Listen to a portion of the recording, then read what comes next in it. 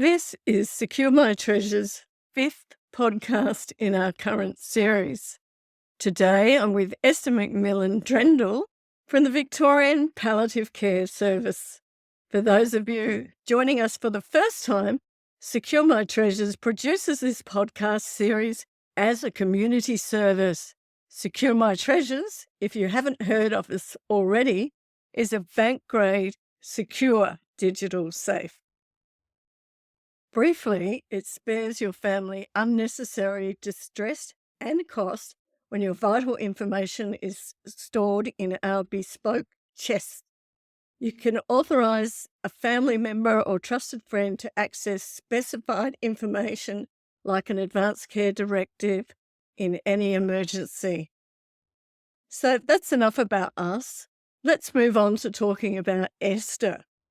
Esther McMillan Drendel established the Victorian Palliative Care Service in 2020. It was the first of its kind in Australia.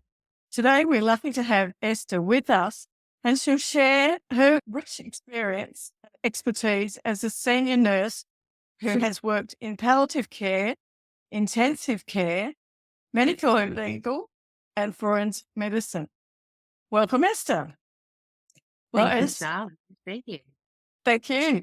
I've been caring for someone who reached the end of his life recently. He went through many stages, one of which, while appreciating his care, he began to react very strongly every time he heard the word palliative. To my friend, it meant as soon as he heard palliative, he thought, oh, dead. Is it common for people to be fearful of hearing that word or that phrase, palliative care? Absolutely, Sharp. And it's not uncommon for people to be fearful of the term palliative care. In fact, it's probably one of the more prominent misconceptions about speciality. Palliative care is actually about improving quality of life when living with a life-limiting illness, though people often perceive this to be only about end-of-life care. So it can be perceived as giving up or a failure of healthcare. And we do hear so many stories of clinicians saying there isn't anything else we can do, which isn't quite the whole truth. Because the truth is actually that while the speciality of palliative care will not ever be able to cure someone of their life-limiting illness, it can be provided alongside curative treatments and to improve the quality of life of that person and the people that care for them. So the role of palliative care is really to identify and treat symptoms which might be physical, emotional, spiritual, or even social. And it's individualized to each person. So for some people, a palliative care service might provide symptom management, which might be around pain relief, shortness of breath, or nausea, vomiting. Or it could be actually about accessing equipment that's needed for care in the home. It could be facilitating conversations between families and also healthcare providers, planning for future medical treatment decisions and goals of care, what to think about and plan for, advanced care planning, and putting things into writing and having those conversations, which I'll talk to a bit further, but it's really important. But also linking people into support such as home health or financial support so that people can actually care for their loved ones if they can't work. And of course, there's also a really huge element of emotional, social, and spiritual support. And we do provide counselling and grief supports as well. So it's really all encompassing. And I certainly haven't thought about that whole person approach to care as it relates to palliative care myself, and I've worked in the system. It's enlightening, to say the very least. And so are you in a way, or inspiring, I'd say, because you established and managed the Victorian Palliative Care Advice Line. Now, my one question, no, there are many questions, but I'll start with one. What motivated you to take on such an ambitious project? There's probably lots of people that will give you more insight to that than myself, but I think the reality is that this really came as a foresight from the Victorian Department of Health and the Royal Melbourne Hospital, who recognised that obviously the growing ageing population, we've got a lot of curative treatments out there, they're advancing each year, but often then people are living with chronic illnesses as a result of that, a result of those. And the demand on the healthcare service as we grow, and I think COVID probably exacerbated that in that now we know there's long waiting times to access even general primary health. So for specialities, that's obviously being increased as well. And I suppose so there's that element, but then also I've been a palliative care nurse. I will say almost for I'm very mindful about what timeframes because I don't want to put myself as being too old, but it's getting closer to 20 years than 10 these days. Um, but also in my practice, I've seen that there's been a lot of people affected by an inability to have equity to access. And I think that probably does hark back to my roots. I grew up in the far northwest of Victoria, where there was and still continues to be a limitation on accessing specialist health care. And often people living with an illness in the community, which one day then becomes too much, they go to see the GP, they're bundled off in an ambulance off to a regional tertiary hospital, and they never come home. And that's still a story that's happened today. And I think for me, I just think we've got the ability to share this information. So having access to specialist information support is really important. And if I can try and improve that, particularly for people living in regional and rural Victoria, that's going to mean an awful lot to me and also a lot more to people living in those areas. And the same thing goes for clinicians. They can speak directly to a specialist to provide better care for their patients and overall community. So, which in turn bolsters their confidence in the speciality, as well as removes that burden of single point decision making, which is often the reason why people call 000 in the first place. I think it's such an important issue that has never been fully addressed over the decades, and that is the access to healthcare services for people living in rural, remote, and regional areas of Australia. And just even being recently in northern New South Wales, time and time again, I saw people being transferred out to capital settings because they couldn't get the care they need. And one of the concerns I would have that because palliative care can be for end of life, amongst many other things I've learned from you, Esther, today, whether people think that maybe they don't value palliative care in the same way others. And I guess I'm saying that from the perspective of the patients, their families who may be oblivious to what it's all about, really, and perhaps even the healthcare system. What would you say to that? Yeah. I think it's a real issue in the fact it probably really goes back to our culture in that people don't want to talk about death and dying, and palliative care has such a strong correlation with it only being about end of life care. When really there's a lot of practitioners out there providing palliative care, but it's never branded as such. And it's often there's been recent exacerbations of someone that they've gone into hospital and then they turn around and go, you know what, we're going to get the palliative care team involved.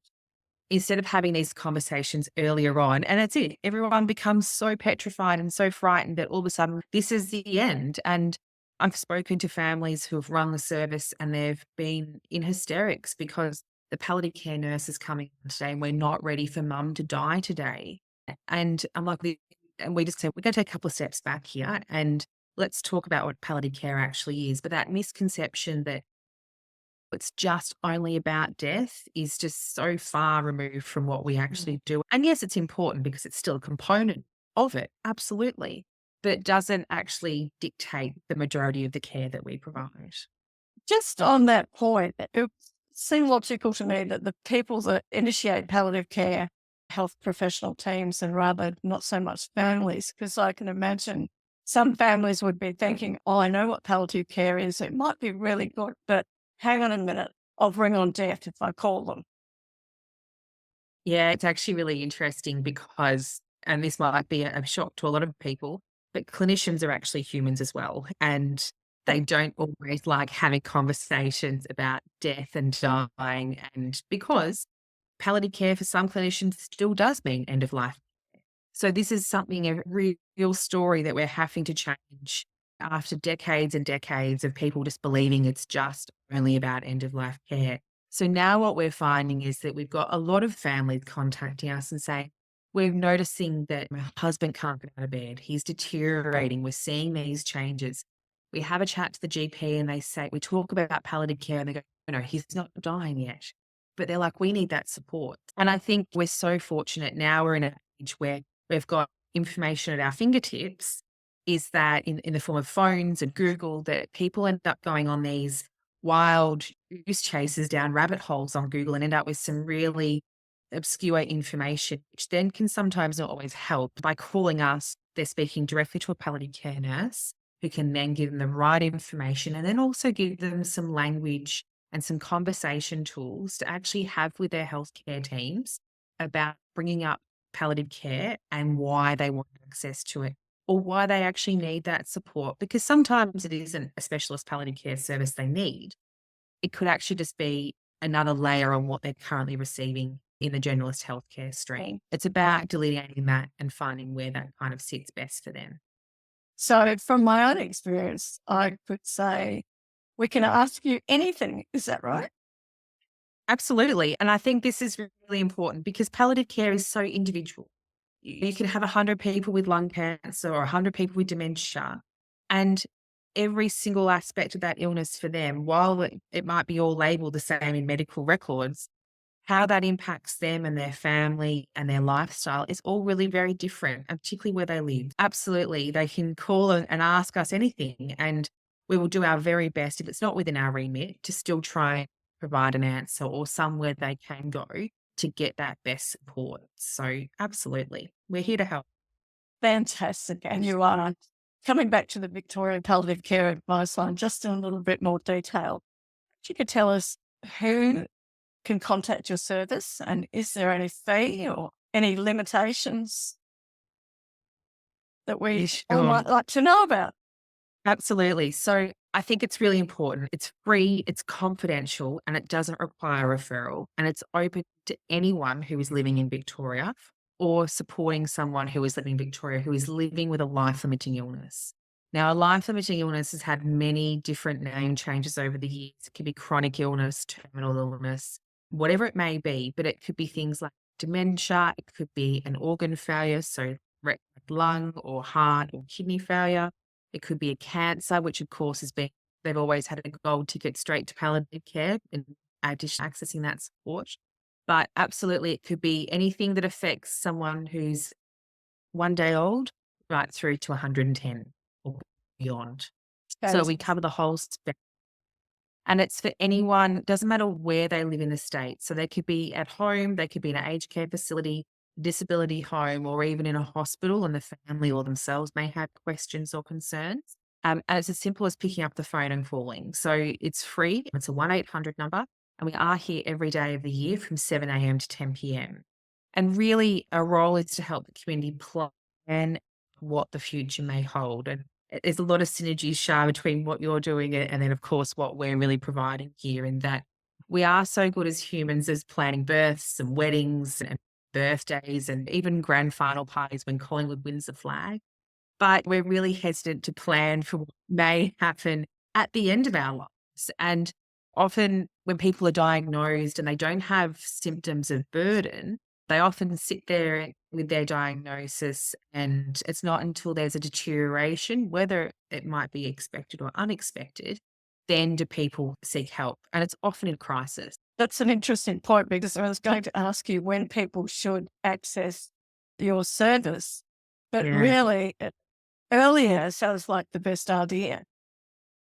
Absolutely. Earlier is better than not. And because really it's about planning. And I think something that if we know people have got plans, and it's the same thing if you were to buy a house, so you get insurance on your house because you're planning for something to happen. You don't want it ever to happen.